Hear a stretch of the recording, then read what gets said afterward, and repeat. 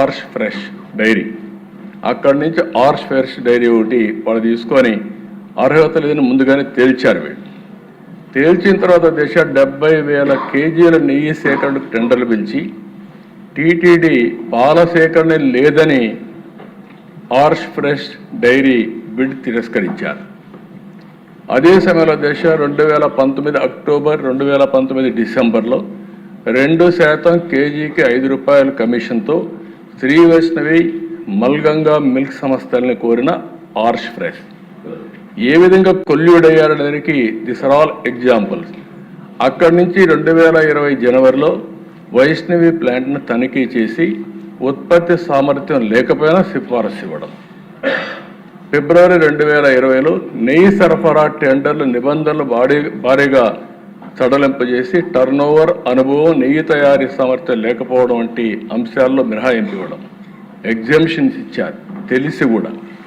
2020 మార్చి 27,200 కేజీల ఆవు నెయ్యి కొనుగోలుకి వైష్ణవి సంస్థకే సప్లై ఆర్డర్ ఇచ్చారు. 1 లీటర్ మిల్క్ సప్లై ప్రొక్యూర్ చేయని సంస్థకి ఇచ్చే పరిస్థితికి వచ్చారు. 21 మార్చి వైష్ణవి ట్యాంకర్ను పరిశీలించి సరఫరాకు అనుమతించిన RSSVR Subrahmanyam, doctor Venkataswamy Venkata Subrahmanyam. 21 July, September 21లో బోలేబాబాగా మారిన ఆర్ష్ ఫ్రెష్ సంస్థ. బోలేబాబా సంస్థనే ఆర్ష్ ఫ్రెష్గా మారి అక్కడి నుంచి కల్తీకి ఆర్ష్ ఫ్రెష్ డైరీ ఫుడ్స్ నూనె సరఫరా కొనడం ఎన్ని చేశారు. నెక్స్ట్ ఇక్కడి నుంచి చూస్తే అధ్యక్ష 2021 నవంబర్ 20,50,000 కేజీల నెయ్యికి టీటీడీ టెండర్లు. కేజీకి ₹329 చొప్పున బోలేబాబాకు నెయ్యి సప్లై ఆర్డర్ ఇచ్చారు. బోలేబాబాని లంచం అడిగిన చిన్నప్పన్న అంగీకరించని బోలేబాబా తనిఖీకి టీటీడీ అక్కడి నుంచి ఆ జిఎం పైన ఒత్తిడి, టీటీడీ జిఎం పైన ఒత్తిడి ఇవన్నీ జరిగాయి. 2022 జూన్ ఫతేపూర్లోని బోలేబాబా ప్లాంట్ తనిఖీ చేసిన టీటీడీ బోలేబాబాపై అనర్హత వేటు. డబ్బులు ఇవ్వడానికి అప్పట్లో బోలేబాబాని తీసేశారు, కానీ నెయ్యి మాత్రం ఇన్ఫీరియర్ క్వాలిటీని అప్పుడు కూడా ఐడెంటిఫై చేయలేకపోయారు.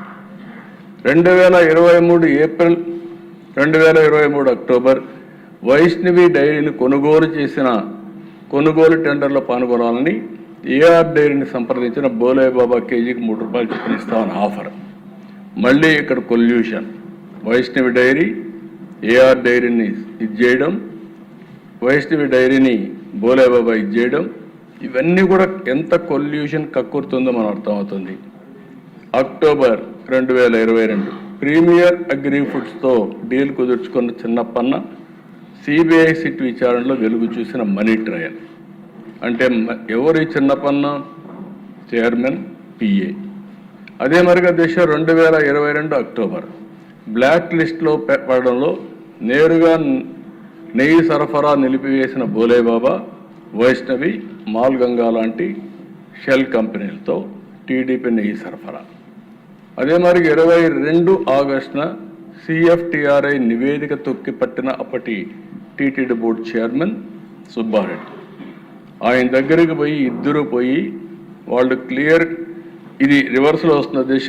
అక్కడి నుంచి మీరు చూస్తే ఫతేపూర్లోని బోలేబాబా ప్లాంట్ తనిఖీ చేసిన టీటీడీ బోలేబాబాపై అనర్హత ఏటు. అక్కడి నుంచి బోలేబాబా వైష్ణవి ప్రీమియర్ అగ్రి ఫుడ్స్కి నెయ్యి సరఫరాలు కల్తీ అని సిఎఫ్టిఆర్ఐ నివేదిక. సిఎఫ్టిఆర్ఐ నివేదిక తొక్కిపట్టినప్పటి టీటీడీ బోర్డు చైర్మన్ బ్లాక్ లిస్ట్లో పడుతూ నేరుగా నెయ్యి సరఫరా నిలిపివేసిన బోలేబాబా, వైష్ణవి, మాల్గంగా లాంటి షెల్ కంపెనీతో టీడీపీకి నెయ్యి సరఫరా అంటే ఒక సిండికేట్ ఏర్పడి ప్రీమియర్ అగ్రి ఫుడ్స్తో డీల్ కుదుర్చుకున్న చిన్నప్పన్న అక్కడి నుంచి వైష్ణవి డైరీతో కొనుగోలు చేసి ఇవన్నీ కూడా అధ్యక్ష మీరు గుర్తుపెట్టుకోవాల్సింది ఒక పద్ధతి ప్రకారం చాలా క్లియర్ కట్గా లాలో చెప్పడి చేసినటువంటి లూటీ, దేవునికి జరిగినటువంటి అపచారం అని చెప్పి కూడా నేను మీకు తెలియజేస్తున్నా. నెక్స్ట్ ఇదే దశ. ఇందులో మీరు రిపోర్ట్లో కొంచెం జూమ్ చేయండి.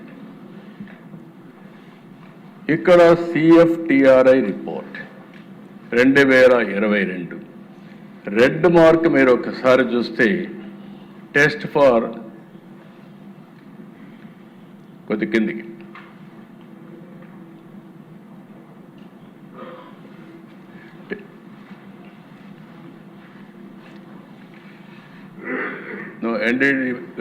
ఆ రిపోర్టే బ్యాక్ పేజ్ క్లియర్గా జూమ్ చేయమన్నా కిందిది లాస్ట్ది TF10 అదే ఆ రిపోర్ట్